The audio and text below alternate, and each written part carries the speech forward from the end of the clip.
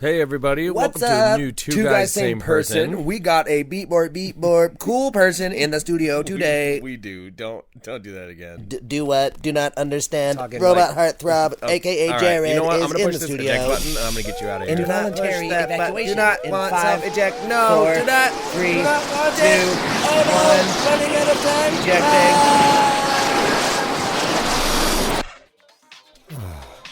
Much better. All right, let's do this.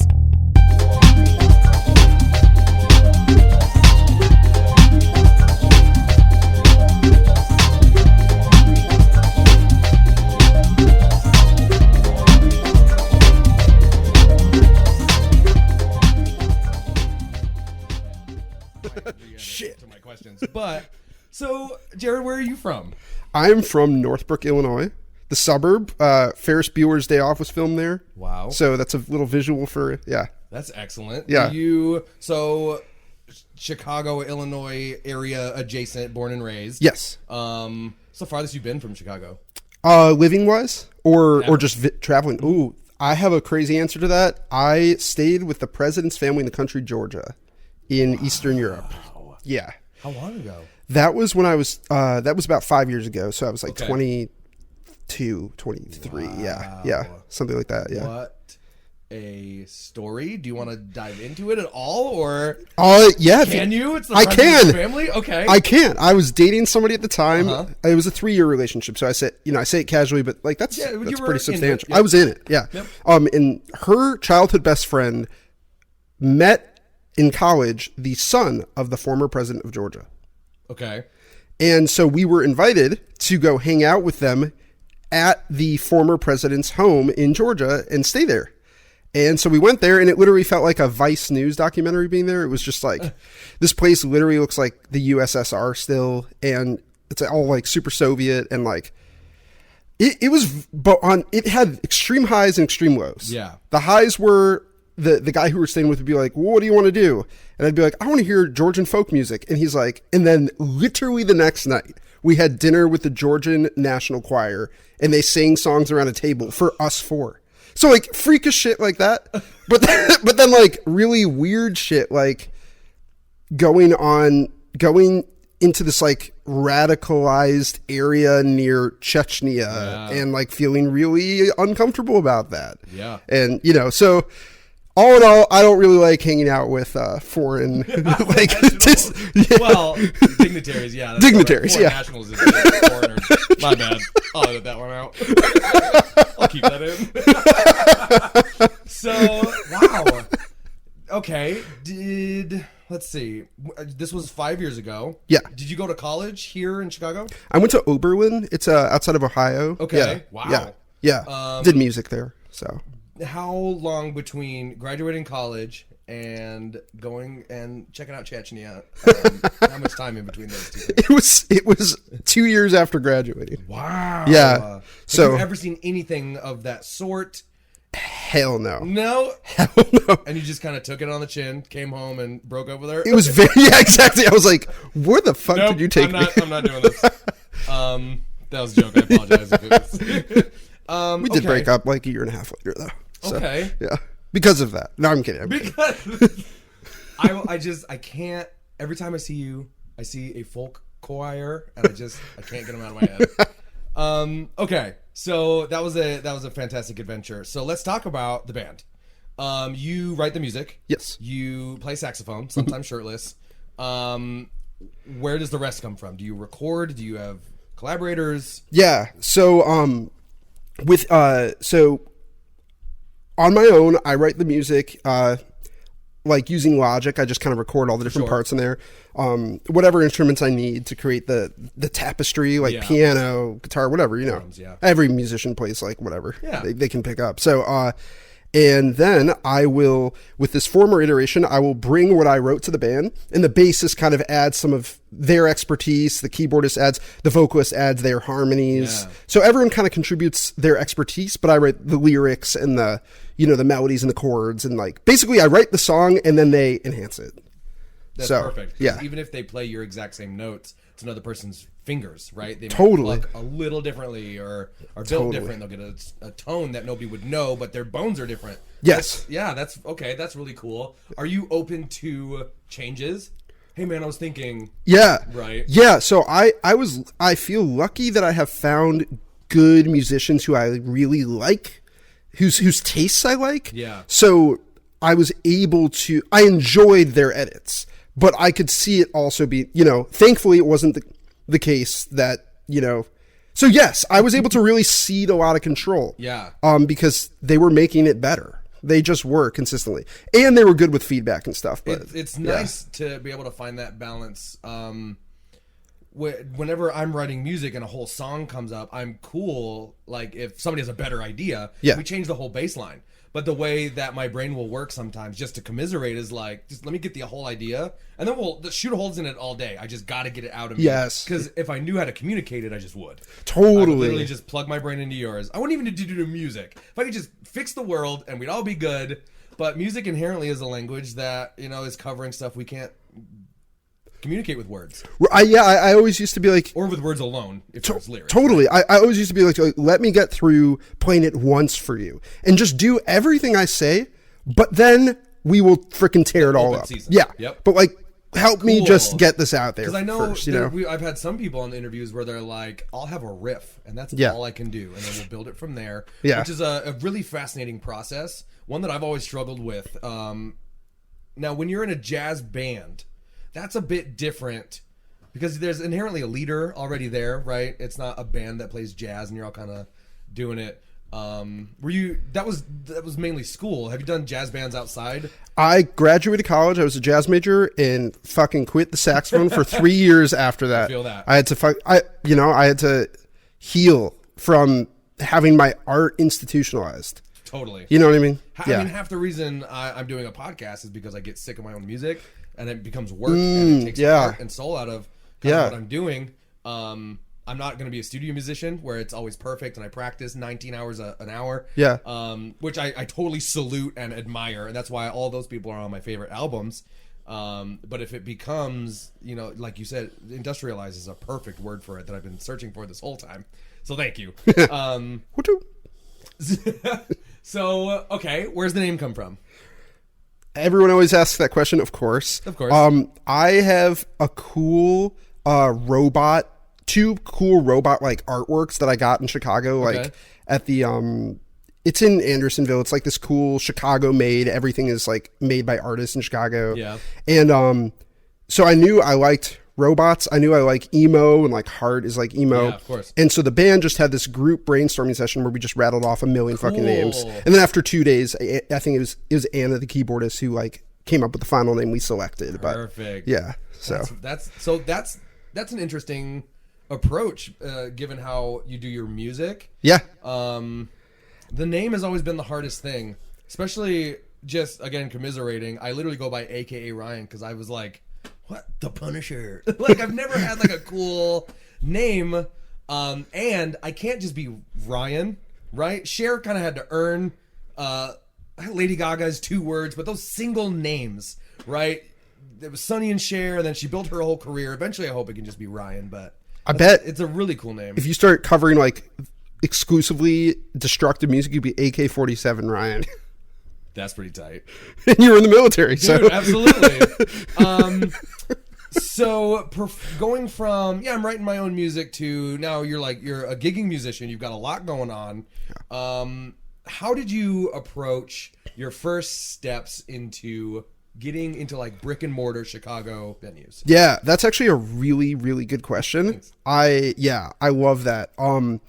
Side note, I compiled a list of like venues and the bookers as I found them. Ooh. And I share them. It's like I will share it with anyone because I was like, I don't like how this feels like we're gatekeeping something that's really just a matter of emailing people a lot. Yep.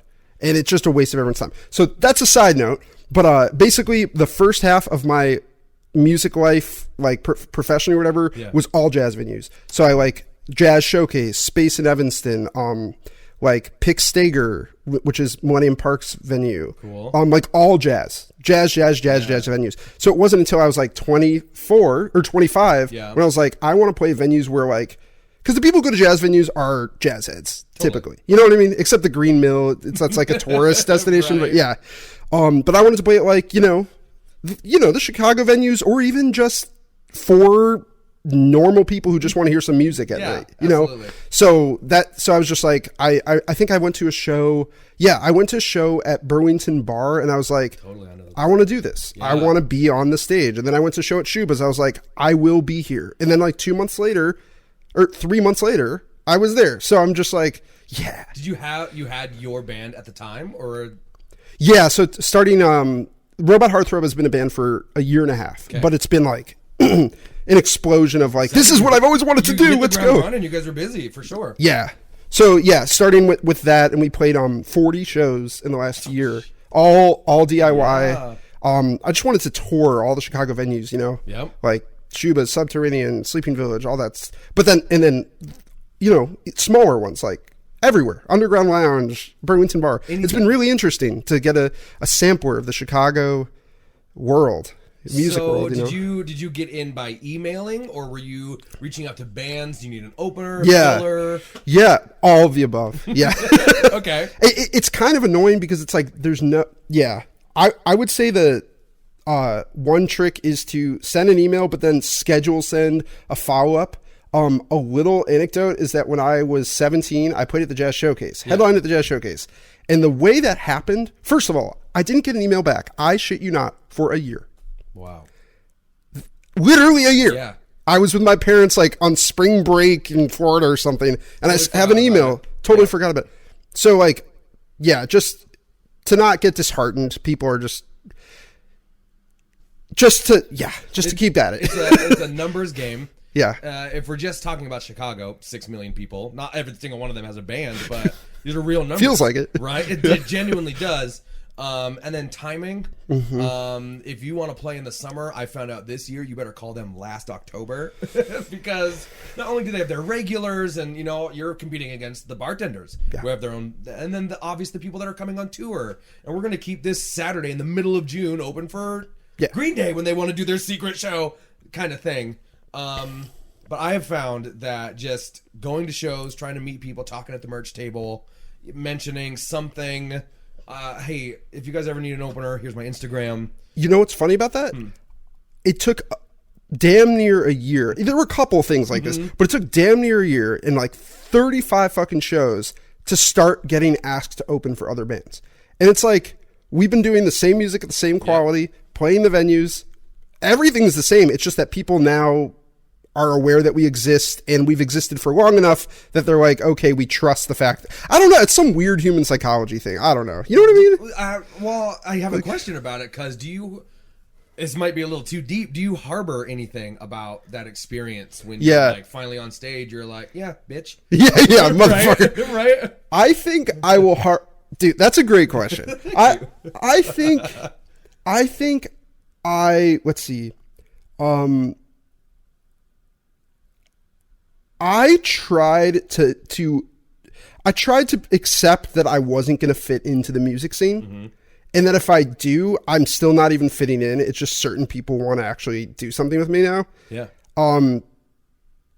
That's a little deep thing, is that like I have tried to fit in a variety of ways in my life, whether it's like with the athletes in high school or with the you know what I'm saying, like druggies, everything. Weird to find yourself trying to fit in with the misfits. What the fuck? We're supposed to be all the ones that don't fit in. And I can't fucking fit in. But I wonder sometimes myself if it really is just numbers. There's just too much here in a spot. Which is why I love the DIY scene, because we're like, the answer is we'll just make our own stages. Yeah. Everybody says there's too many bands. I'm like, there's just not enough collectives. Everybody's going for like these 4 major festivals. And Logan Square Arts Festival. Like Lollapalooza, Riot Pitchfork, Fest. Pitchfork. Yeah. And I know there's a lot more going on than that, but it's not as advertised as like a Lollapalooza would be. Yeah. And I guess that's a little bit. That's kind of cool because it does kind of separate, but it can be hard to break into. What in or out of Chicago? What's the biggest show you have played? Attendance wise, As a headliner with my original music, or can it also be like jazz standards? let's do headliner Okay. as your with your music. So I would the biggest show was at Chop Shop, and there were it was 4 local bands, DIY, unsigned or whatever, whatever the fuck. We brought 371 people. Yeah. That's So insane. proud That's of a that. dream, It's a dream come right? true. It really. I think I was like so dissociated about because that's the other thing. I don't know if you feel it. Like it's so much work to get the opportunity, and then when you have it, it's like, huh. I don't know. Whatever. Yeah, it was. I completely agree. I hear what you're saying. It was amazing. It's work. Yeah. As soon as you get there, you're like, shit. Yeah. This always looks so cool. I can't talk to my friends. I'm a little nervous. I gotta focus. Somebody's gonna think I'm a jerk, which I hate is already in my head, but I gotta be like, I gotta go. Yeah. Also, if you're sitting here like me and you were meeting at a show, somebody comes up to ask you for a shirt, I gotta shut up that you're at work. That's a fan, that's somebody you're selling to, that's why you're here. I think it would be cool, and I'm sure that there are town halls, but like parties just for bands, just to meet each other, where we're not screaming over metal music. Nobody's gonna come bother us for a shirt. Not that you're bothering us. I'm just saying, like, Yeah. just to learn each other's names. Totally. There's Yeah. so many bass players, and I know everyone's face, and I'm like, Totally. but over time, it all helps. So, wow, 371 people. It was crazy. Has anybody sang your lyrics back to you from the crowd yet? I'm gonna. That you've caught? Let's see who is not a friend or family or girlfriend. Well, no, friends are cool. Okay, friends and family and girlfriend, 100%. Cool. 100%. I have friends who come to every show and they're like singing. But strangers, I have had like 4 months ago at Uncommon Ground, I had the first stranger come to my show that I know of, because you really. Right. Most people don't come up to you after a show. Like they just dip, and then somebody like will be like, "I was at your show." Like da da da da. It's like somebody recently, Courtney from the band Definitely Maybe. I don't know if you know that band. She was like at my Sleeping Village show. She's like, "I've seen you guys 4 times," and I'm like, "I've never met you." What? Screaming And you're every cool. time. Yeah. Right. That's really cool. Have you man. really? I love Sleeping Village. I was very excited to play there. It's one of the best little. I call it a hidden venue because you don't expect how big that booty is. You go through like that. We only listen to records and it's mahogany and we project our thing. And I'm like, this is cool. I could write a screenplay here. And then you go to the back and you're like, whoa, this is actually legit. It's a big stage, big area, huge spot in the back for the merch. Dollar beer nights. I don't work there. I could not cheerlead for a Sleeping Village hard enough. The opening area is super chill with Seriously. yeah. Yep. Actually, the only musician mingler that I've been to in Chicago was hosted by Sleeping Village. So double had one of points. those. Yeah. That's It so was put funny. on by I don't know, some like recording. I don't even remember what they're called, to be honest. Probably a record store, something. recording Yeah. something. Yeah. Yeah. Damn, that's Yeah. happened to me a couple of times. I just growing up, Yeah. and then as being me, and then finding out Jack Black already existed. That sucked.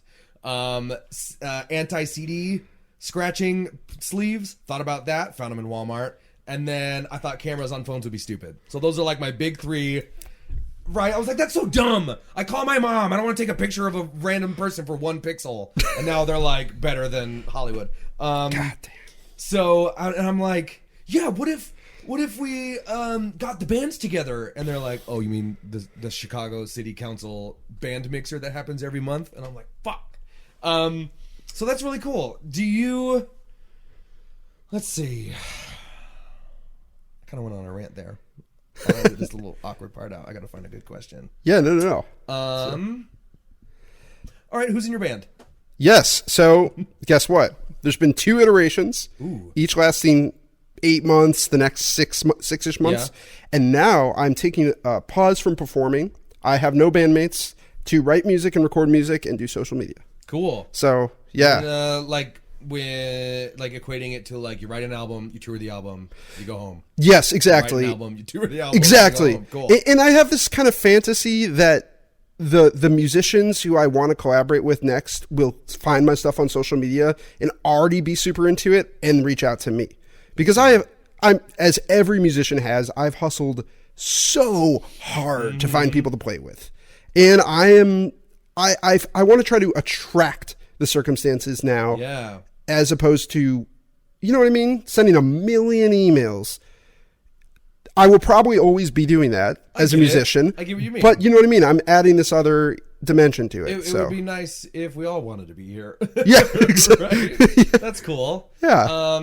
Now, if a gig opportunity comes up, yeah, are you prepared to like do it on your own, or do you have people you can call? Yeah. Guys, So something popped up. Let's go get paid. I do play solo shows too. Cool. Yeah. Okay. And recorded backing stuff. No, actually, I'll just be playing guitar and singing, and then I'll kind of like beatbox or something, and then pick up my saxophone and do a solo, and then That's like cool. Yeah. Do you loop? I don't. No. It's It's fun. Yeah. It is fun. Yeah. You ever been on tour?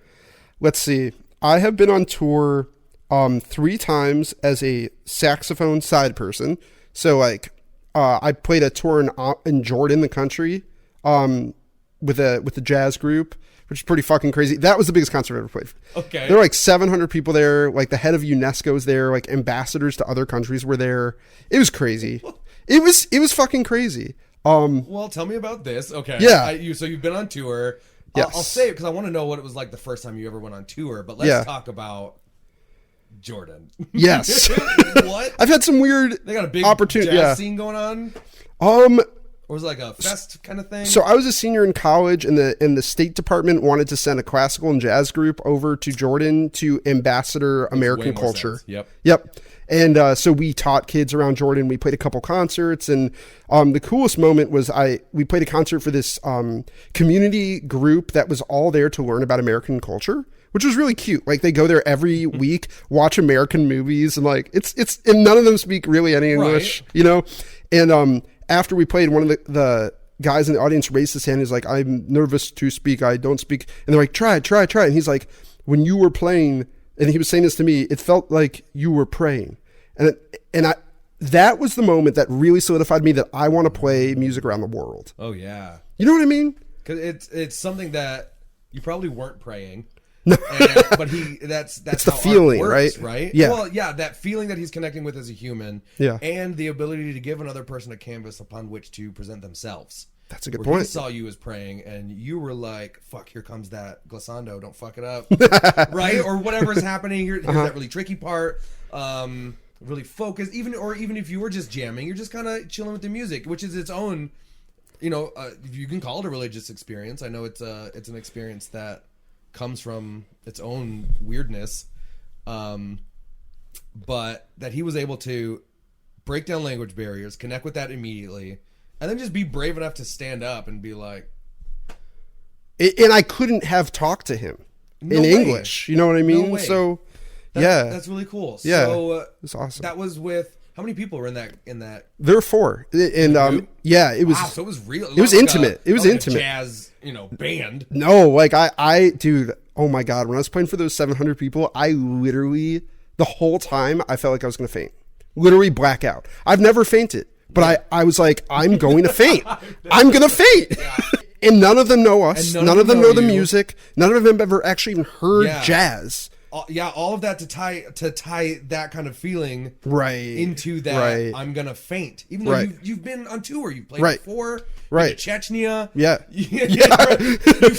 you fought in Ukraine. So it's weird. Well, that sneaks up to you, or will sneak up on you. How even being in a massive band, it was not gonna fix it. It's so human. Yeah, and important. I think it's one of the things that I hope to kind of glean from this as a project is like it's how human it all is, dude. Here's what I want. Okay, I want the most famous musicians ever to all write an earnest bullet point of their biggest insecurities and fears, because they all have them. But like with social media and with advertising, they just everyone presents this perfect image because it's what sells. But nowadays, actually, I think vulnerability is in. I think, you know what I'm saying? There's a comedian who worked with Dave Chappelle to make the Chappelle Show. His name's Neil something. Yeah. We'll link it. He has a podcast called Blocks. Huh. And it was a comedy special about like, writer's block, etc., life blocks. And he turned it into a podcast where all these famous, now there are a lot of comedians and maybe some actors, I think, but they'll come on and they'll talk about exactly that. I think what they do is they email a couple of bullet points and he walks them through. But I like the idea of kind of them just presenting that. Maybe you don't dive into it. You can see my battle. Yeah. Go listen to my music, listen to the lyrics, but here's kind of where I started from. Right. Like, I think that's a really cool idea. Yeah. I've always thought it would be cool to get interviews from the most famous individuals that aren't heard by the public until they die, so they can say exactly what they really want and name all the names they really want about their industries and their life and what producers they really hate, and you get to keep it, and upon your death, it is released to the public. Yeah. I think that'd be so cool to hear who fucking Leonardo DiCaprio actually really hates. You know what I mean? Yeah. Or really enjoys, or the things he really wanted is, I wish I had known, don't do cocaine. Yeah. Right? Because it like... Yeah. So I thought that, that's a really cool idea. So the future, you're working on music. Do you have anything ready to go yet? I have probably like 15 songs that I've never performed. Okay. But I want to get some good recordings. Yeah. I've been taking, I think a lot of Chicago's a very like play gigs kind of city, like play shows, you know what I mean? And I think that's really cool. It's, for me, it got a little frustrating that, I could play these shows and they were so awesome, but I didn't feel like I had recordings that were as powerful as the shows. And that sucks because the show happens and then it's over. It's over. Yeah. It could have been the most amazing show ever, which it was, Sleeping Village. We had a string quartet with us and like all this shit, but it happened and it's over. Yep. And we have some pictures and we have some video, but like, it's not the same. And if you were there, but yeah. And if you were there, you have the memories and it's beautiful, but even like, then, I'm saying, yeah. I want a song that I'm proud of that I can spend dozens of hours promoting to the internet. Yeah. You know what I mean? Are you and my friends? So all the stuff that you have stuff available. I do. Over, and you've recorded all that yourself. That a combination of things. Okay. Yeah, filling in as you could, as kind of like finding bass players. You record where you can. Who's got something? So those songs were all recorded with my band. Okay. With at the time what was a steady band, and we did a different Chicago producer for every song, because that was my first time recording. Really, I mean, like I've recorded, but that was my first time being like, I want to get up. Yeah. Not jazz. Let's say that. Okay. And so like I went with all these different Chicago producers and learned about that and stuff. Crazy. It was cool. Yeah. Yeah. So, do you have a specific idea of where you'd like to record in mind? Next. Yeah. I'm gonna do it myself. Good. That's Damn it. Awesome. Wow. Thank you. Have you? Well, I assume you like will record your own ideas at home. Yeah. Regardless, and then you'll take a band, learn it, take it to a studio and a producer. Exactly. Record it. So you're already you have the ability to do it all. That's really fun. So, but now my challenge is going to be to like, mix it enough that I'm like, I can put this out and it will be a powerful experience. Yes. First for me and then for other people. I definitely am going to be growing a lot of skills over the next. Yeah. And even my son is really into YouTube. Harrison. And yes, he was watching. There's this Minecraft YouTuber called Crafty, who is like just this blue dude. That's cute. And one day he pops around and he goes, "Man, Crafty is my best friend." And I was just like, "Nope." Crafty is completely made up by this dude who lives in Ohio or wherever. And here's what we're going to do. So we recorded a YouTube video of my son playing Minecraft so that he could see behind it. And immediately it went from "that's my friend" to So he doesn't know it, but he learned a lot just by doing it himself. I was able to show him, this is some guy at home, or girl, or they, or them, whatever. Yeah. This is some person at home Yeah. being creative. Yes. And you can do it. Yeah. And they are not talking to you directly. There's a reality here. They are kind and they are creating something for you. Yeah. But they're not there right now because he was able to see himself. So I think what you're going to do, even if you can't be like, I'm not happy with it, you're going to go into the studio and be like, hey, that 12K, can Can you bring that? Because you know what I mean? So if anybody out there is just listening and doesn't know where to start on your own, because you're at least going to know what not to do, in the future. That's super powerful. And like, yeah, it's crazy how easy it can be to pull down that curtain too. Like that exercise you did with your son is so cool. And like, I had this experience where I went to the show. I had never moshed. Like, and I mean, like, go with all abandon, and I was like sitting there and I was like, should I do it? Should I do it? I was like, Jared, you said you wanted to do this. You wanted to try it. And I was like, fuck it. I just moshed. And then I was like, holy shit. When other people sitting on the sides are insecurely looking in now, they're like, wow, that guy is so confident. Totally. He's moshing. It's like, they don't even know the story that this is my first time doing this. And I actually don't feel that way. But I'm the guy who's moshing. So it's very quick how people also are start to perceive you in that way. Just saying I agree with you in that, like, no, 100%. By this time next year, it'll be like, wow, Jared makes his own records. Yeah. And it's like, I've never done that. Actually, I started singing in front of a crowd a year and a half ago. Dude. Yeah, swear to God. That's the throat meat I keep referring it to is just personally as a performer, my next growth area. Singing. I've been doing the instruments. I got it down. Got the writing down. The recording's fine. Yeah. But just literal exercise. Singing in front of people. Learning how to not hurt yourself. So you've been doing that for a year and a half. How comfortable are you now as a singer? Yeah. I should amend that really quickly and just say that I grew up singing in a variety of functions, in a variety of ways, but I was not nearly doing what I was doing on the saxophone, but with my voice. That's kind of what I mean. Whether... I mean, I have sung in my life. You've sung in maybe it was Easter or something like that. A few things, this band, that band. And exactly. Then, like, just covering nothing where I'm like, all right, I gotta perform for an hour. Yeah. I gotta drink the tea. I gotta not, drink too many beers that I gotta remember the lyrics. You play and sing at the same time, right? I play guitar, and sing at the same time. Isn't it? Yeah.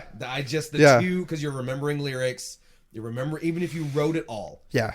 Okay. You know what I realized though? The average person's musical education, because the way I have made money is teaching music, right? Yeah. The average person's musical education stops in 5th grade. Because a lot of junior highs don't have music classes, or if they do, they're just like, you don't really learn anything. Oh, true. Let's say 8th grade. It stops in 8th grade. Like, you learn recorder if you're lucky. Right. You learn That's so ta-ta funny. I was a band rhythms. kid. I didn't even think about it. Yeah. Oh, right. Because you're a band kid. Yeah. I was like, I was in band. Side note, my music is definitely, I realize, band kid music. 100%. 100%. You using like marching drums in the back? That'd be sick though. Yeah. We both just kind of had a moment. Yeah. Woo! Okay. Yeah. So people's musical education stops, and so they can't do it any better. You know what I mean? Yeah. It's like, also they're not looking for polyrhythms. They're not looking for, I think shows like American Idol scare people out of singing because they're like, oh, this is the kind of voice you have to have, or else don't even try. It's bullshit. Me. Not me too. Specifically American Idol, but that type of thing, right? I mean, it's like all that control, and natural talent and ability. Yeah. And my own wife is a really big fan of the Mountain Goats. Do you know them? Yes, and I do. John Darnielle, if you're listening to this, I love you. Your first albums, and he will admit it about his voice and the singing ability. I believe by Playing with Knives, his album, he's like there. He's a singer. He's got a full band. It's no question he's on it. But just starting with an acoustic and a shitty little tape recorder and not the perfect voice. And my wife loves that music the most. She's like, it doesn't matter if you think about good singing. Yeah. It's an exercise. You can do it. You can work on it. You can build it. And after you kind of release something, it's not kind of yours anymore. It's not up to you how people respond to it. Some people hate John Williams and his music, and I'm like, it's the movies of a generation. But some people some people don't like music, and that some people are allergic to the sun. I think I've said that before. So there is no 100% of anything ever all the time. Noise is a huge thing going on right now. Clowncore is this? It's insane. You make such a good point. It's like there is a place for you and your honest joy and fun and creativity and expression. There's a place. Yes. And if you go and you really listen, go to a concert of your favorite big band, Beyonce. Don't care. Somebody's going to flub a note. Somebody's going to giggle that they forgot a lyric. Even they probably had to like have a fill-in drummer because theirs went on vacation or whatever. Yeah. It's just scale. By the time you've had your first show, you're done. Then it's just budget and attendance. There's nothing different to what Beyonce does other than the production value and the level of work that goes in. That's a show. Yeah. But essentially it's just a concert. She's on stage singing her songs. This actually ties back to something earlier, which is that I think that we were talking about venues and the big festivals and stuff. And I think like, the only difference between a band that is playing at Pitchfork and is not, yeah. What I was saying is jazz venues versus like Shuba's versus like Pitchfork and stuff like that. Yeah. Playing at jazz venues came down to skill a lot of the time because they're looking for jazz. Jazz is you know what I'm saying? Skill-based. If you're really fucking good, they book you. It's not about, they don't ask how many people you can bring. I never got asked that question. How many people can you bring? Jazz is not paying the rent for anybody. Right. Like that's part of it. As a genre. Yeah. And that is not a diss at all. Jazz is I listen to Weather Channel music because that is the most incredible musicianship you will ever hear in your life.